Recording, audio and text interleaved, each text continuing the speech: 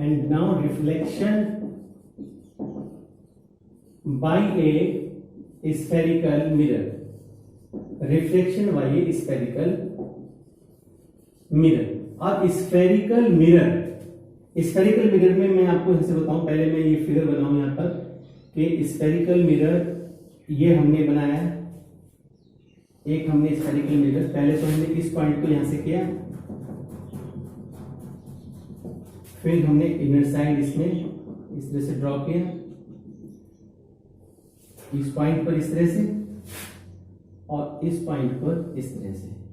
This is the pole and this is the centre of a circle, this is the pole and this is the centre of a circle. It mean centre of a circle की glass sphere, जो sphere shape में जो glass है जिससे इसको cut किया गया है, इसने पार्ट को जिससे काटा गया है, दैट इज कॉल्ड द, यहां पे इसका सेंटर सी आ जाएगा, हियर यहां पे इसका सेंटर सी आ जाएगा। अब यहां पे मैंने लिया M1 एंड M2, सिमिलरली मैंने यहां पे लिया M1 एंड M2। अब डियर स्टूडेंट्स क्या करना है, हमें समझना क्या है इसके अंदर। अब हमें ये समझना है कि जो रिफ्लेक्शन बाय स्फेरिकल मिरर होता है, वो हमारे पास जो स्फेरिकल मिरर होते हैं कौन कौन से होते हैं, एक होता है कॉनकेव मिरर। तो जो हमारे पास स्फेरिकल मिरर है, अगर वो कॉनकेव, तो स्फेरिकल मिरर है क्या कि spherical mirror is a reflecting portion, reflecting portion होता है which is cut from a glass sphere, जो कि एक गोल ग्लास स्फीयर से काट लिया जाता है। सपोज हमने इतने पोर्शन को कट कर लिया, तो अब हम इस पोर्शन को यहां से हटा देंगे, अगर हमने यहां से कट कर लिया तो ये पोर्शन यहां से कट हो जाएगा, and similarly in this case ऐसे हो जाएगा। तो ये हमारे पास कॉनकेव मिरर है। तो कॉनकेव मिरर में अभी क्या है कि यदि हम रिफ्लेक्टिंग सरफेस इसको समझना चाहते हैं तो कैसे रिफ्लेक्टिंग सरफेस होगा कि ये हमारे पास रे 1, रे 2, रे 3 एंड नाउ रे 4, ये चार रेज तो नहीं आती, 4 रेज नहीं आती। ये क्या होता है कि रेज का बहुत सारी आती है, it's a bundle of rays from an object emerging and move towards the reflecting surface. तो अभी मैंने आपको जो अपने माइंड में रखना है वो मैंने क्या बात कही, मैंने ये कहा है कि आपका जो कॉनकेव मिरर है, वो concave mirror, spherical concave mirror जो होता है उसका वो पार्ट, ये एक रिफ्लेक्टिंग पार्ट होता है जहां से हमारे पास क्या होता है, जो स्फेरिकल होता है वो क्या है हमारे पास कि जहां से लाइट रिफ्लेक्ट होती है, जहां से लाइट रिफ्लेक्ट होती है। अगर हम इस पॉइंट को यहां से लें कि स्फेरिकल मिरर क्या है, वो तो सिंपली एक पार्ट है जो कि हम ग्लास स्फीयर से इसको कट कर लेते हैं। ग्लास स्फीयर से जो हिस्सा काट लिया जाता है वही हमारा क्या कहलाता है, स्फेरिकल सरफेस कहलाते हैं। Whose one surface is polished, इसका एक सरफेस पॉलिश्ड हुआ होता है, इसका एक सरफेस पॉलिश्ड। ये बेंडिंग पोजीशन है इसकी कॉनकेव की, ये बल्जिंग शेप है, देखो बल्जिंग शेप, ये उठा हुआ है बल्जिंग सरफेस, और ये इसका बेंडिंग सरफेस या बेंड इन अंदर की तरफ, आप देखिए बल्जिंग उठा हुआ और ये बेंडिंग अंदर की तरफ। तो अब हमारे पास ये चीज हो गई। अब हमें देखना है अपर्चर क्या चीज है, स्फेरिकल तो आपको पता चल गया क्या है। अब आपने देखना है कि आपके पास क्या कनकेव जो मिरर है, यानी कि कनकेव मिरर में आपका जो अपर्चर आते हैं, कुछ डेफिनेशन, कुछ टर्म्स हैं, इंपॉर्टेंट टर्म्स हैं which are associated with the spherical mirror से जुड़ी हुई है, जैसे M1 and M2, this is the aperture. अब ये अपर्चर क्यों है, ये अपर्चर इसलिए है कि अपर्चर जो होता है एक रिफ्लेक्टिंग पार्ट होता है, जहां सर रिफ्लेक्टिंग जो लाइट होती है, यानी कि जो आपका रिफ्लेक्शन जहां से होता है, जिस पोर्शन से रिफ्लेक्शन होता है वही पोर्शन हमारा क्या कहलाता है,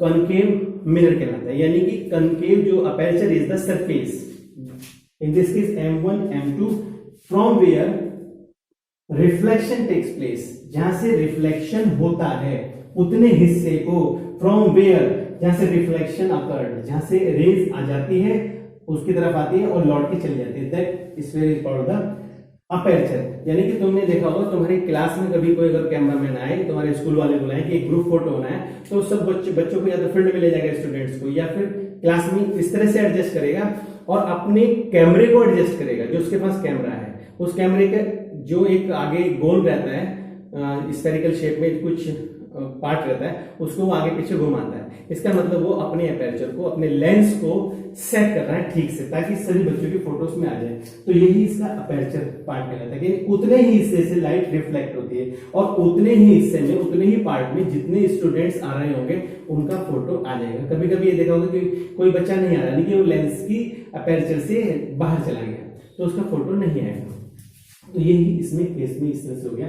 ये आपका बर्निंग सरफेस इसका, ये तो ये कॉन्केव है, ये कॉन्केव है, कॉन्केव मिरर, और ये आपका कॉन्वेक्स मिरर, ये आपका कॉन्वेक्स मिरर।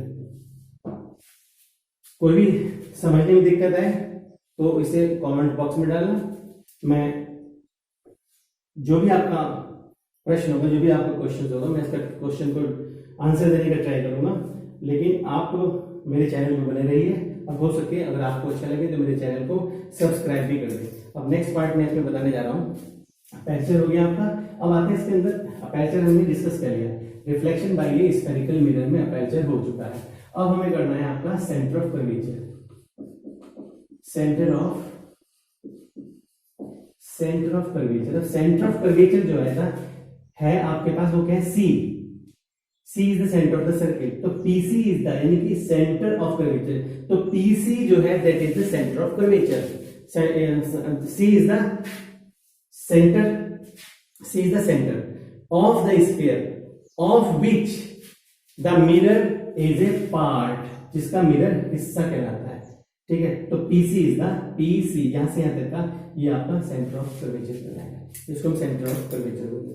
अब हम इसमें नेक्स्ट टॉपिक करेंगे।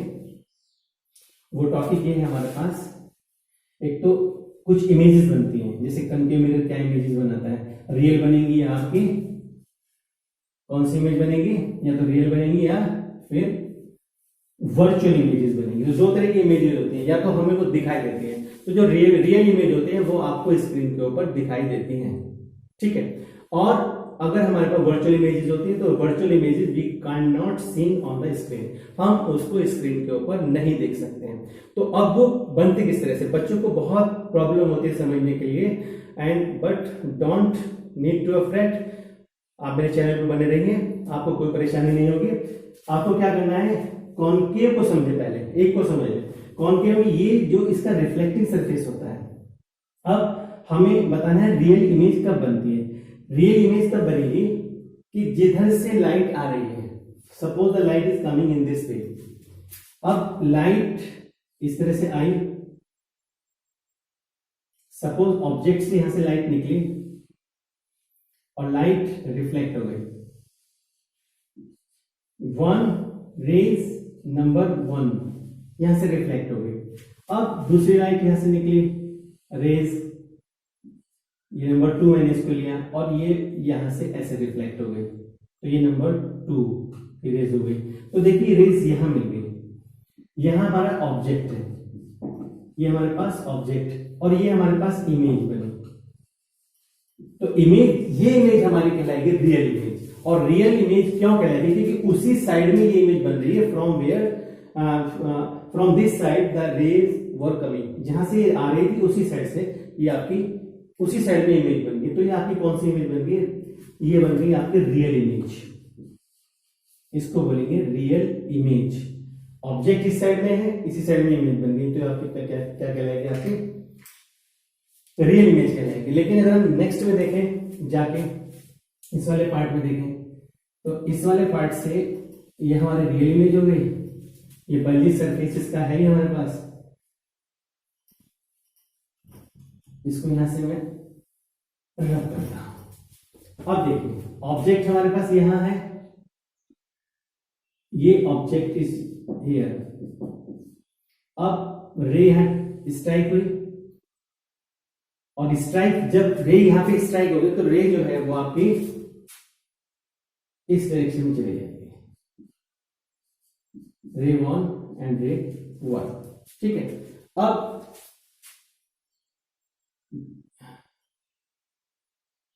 यहां से एक रे है, अब हम क्या करें, दूसरी रे,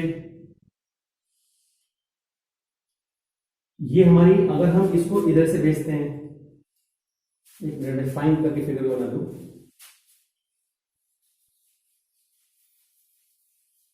अब मैं आपको इसमें बता रहा हूं कि आपकी वर्चुअल इमेज, रियल इमेज आप समझ चुके, वर्चुअल इमेज। अब यहां वर्चुअल इमेज के बारे में करते हैं। वर्चुअल इमेज, अब वर्चुअल इमेज में क्या है, क्या हम वर्चुअल इमेज को समझने के लिए हम क्या करेंगे, फिगर को थोड़ा सा बड़ा करके मैं साफ करके बनाता हूं। ये हमारे पास कौन सा हो गया, कॉन्वेक्स सरफेस हो गया, ठीक है। एक ऑब्जेक्ट यहां रखा हुआ है, ऑब्जेक्ट से रे आई, इससे यहां ऑब्जेक्ट से रे आई। अब रे जो है, अगर हम इसको ये इस डायरेक्शन में जाएगी, this will move in this direction, suppose 1 and 1। दूसरा ये भी हमारे मूव करके इस डायरेक्शन में चली जाएगी, ये रे 2 एंड ये ray 2। And if we produce in the backward direction, अगर हम इसे बैकवर्ड डायरेक्शन में मूव करें तो somewhere they will intersect to one another. तो ये आपके पास हो गया, आपके पास वर्चुअल इमेज, ये वर्चुअल इमेज। तो ये वर्चुअल इमेज हो गई। और वर्चुअल इमेज में क्या होगा, virtual image is formed in the other directions, other side, दूसरी साइड, इधर की डायरेक्शन अलग है, इधर की डायरेक्शन अलग है, यानी कि this side and this side. तो ये इस साइड बन रही है, तो इसलिए आपकी वर्चुअल इमेज कहलाती है, ठीक है। आगे के टॉपिक में इस तरह से कॉन्टिन्यूटी आपको बताता रहूंगा, वीडियो लंबा ना हो जाए, और वीडियो को शॉर्ट करने की कोशिश मैं कर रहा हूं, क्योंकि टॉपिक तो बहुत सारे हैं। तो मेरे चैनल को हो सके तो सब्सक्राइब करना, शेयर करना, लिंक करना, और कोई भी कमेंट्स हो तो मुझे देना। Thanks for watching.